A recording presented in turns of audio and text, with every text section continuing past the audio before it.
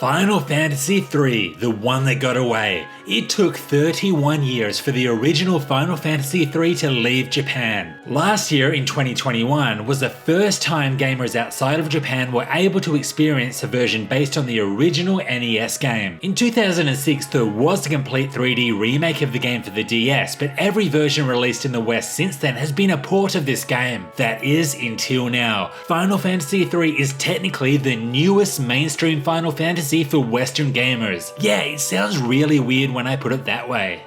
The Final Fantasy III Pixel Remaster is the best way to experience the NES version of FF3, and this isn't just because it's the only official way to do so. The graphical and musical upgrades and many quality of life features make this FF3 remaster a very enjoyable experience. It is also awesome to see Final Fantasy's very first iteration of the job system that would later be used and fleshed out in future entries to the series. Before we get into this review, there is a big blue thumbs up button below this video and it would help me out a load if you clicked it, but only if you liked this review. If you didn't, then you can just leave it be, or hit the thumbs down. No, actually don't do that. Also, if you want more FF videos and content on other JRPGs that we all love, feel free to sub. Alright, let's get into it.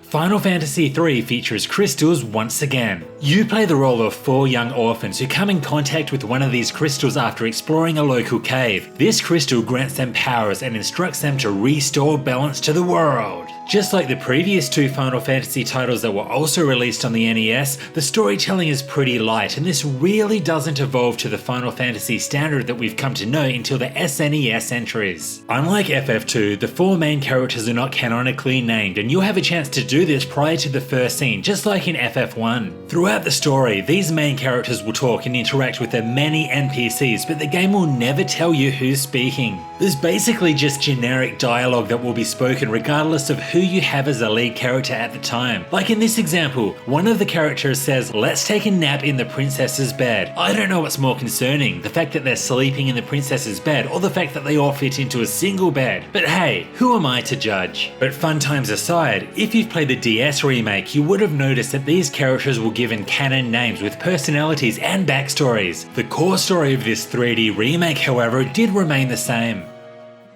Perhaps the one thing that FF3 is best known for is its job system, and with this, they did a very good job. At the start of the game, each of the playable characters start off as Onion Knights, a basic class that doesn't offer very many layers in battle. Layers!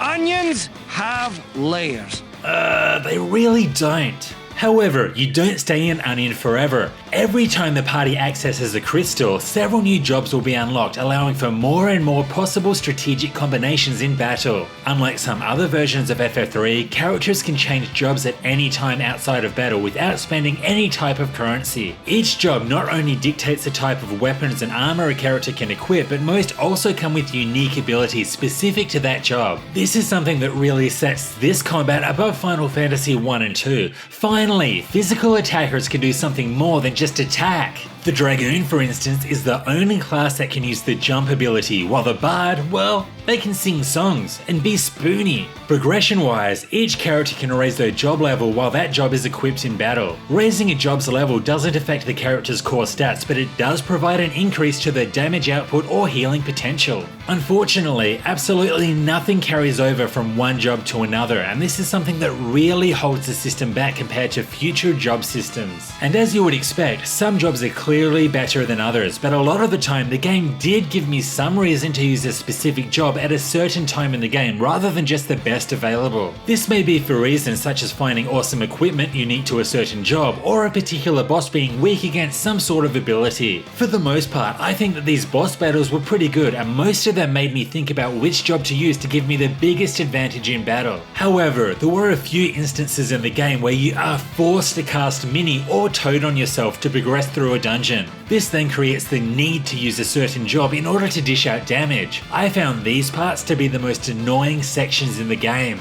But I think my biggest issue with this system is that there are very few viable jobs for the end game. The Sage, for example, can use all white magic, all black magic, and all summons, and has a massive NP pool, rendering all other magic type classes useless. Similarly, the Ninja class can equip every type of weapon and armor and is able to throw items for massive damage. This makes it the clear pick of the physical classes. But despite this late game imbalance, FF3's simple job system was really enjoyable, and it was great to see where the jobs of Final Fantasy all began.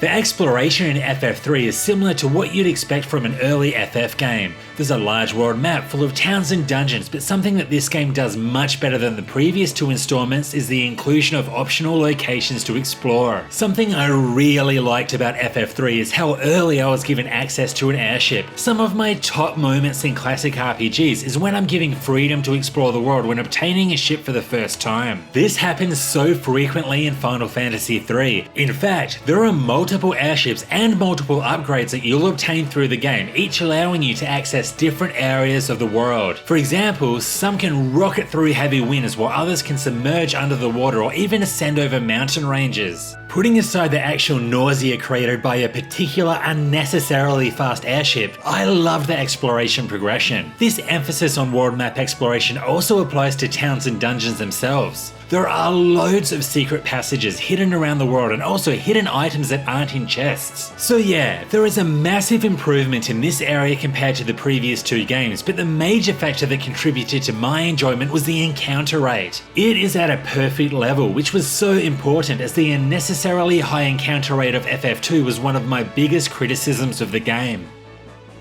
So, what does this new Pixel Remaster bring to the table? The updates remain consistent with the previous two Pixel Remasters. That is, a graphical overhaul, a remastered soundtrack, and loads of quality of life additions including mini-maps, quick and autosave, and auto battle. World and dungeon maps can also be accessed at any time from the very start of the game, and this makes me wonder why this remaster has still included the now useless Gnomish Bread and Sight Spell, which were previously the only ways to view these maps. Maybe they just kept them in for nostalgia's sake. The jobs themselves have now been tweaked a little, such as the Bard's abilities, which have changed with each version of the game. Some of my criticisms of the FF1 and FF2 Pixel remasters were that they made most of the game way too easy, but I felt that FF3's difficulty was much more balanced. There were no large portions of the game that seemed like a cakewalk or insane difficulty spikes. Character and job progression also felt reasonable, and I was never given more money than I could ever possibly dream of spending. Overall, this improved balance created a much more enjoyable gameplay experience than the FF1 and FF2 Pixel remasters, and this is a large reason why I consider Final Fantasy III to be a better game than its predecessors.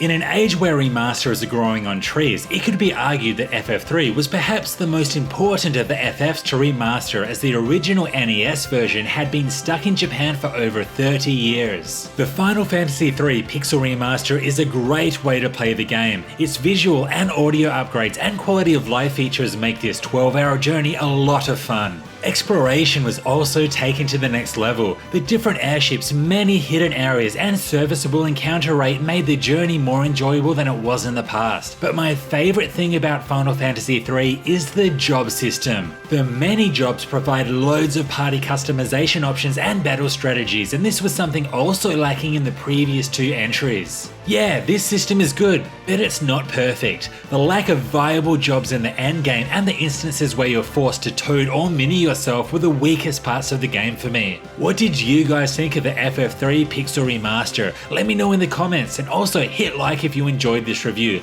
It will greatly help me in defeating the algorithm super boss. This was Hellfire RPGs, thanks for watching. Did you know that the magicians Doga and Une are referenced in Final Fantasy IX? Doga's artifact and Une's mirror are key items that can be bought at the Trino auction house. If you take these items to the gramophone in the Black Mage village, the track Pavilion of Doga and Une will play until the player leaves the village. There are loads more awesome facts like this in my Final Fantasy III Know the Facts video. Also, if you want more FF or RPG content, make sure you sub. There'll be a review for the FF4 Pixel Remaster coming soon. See you next time.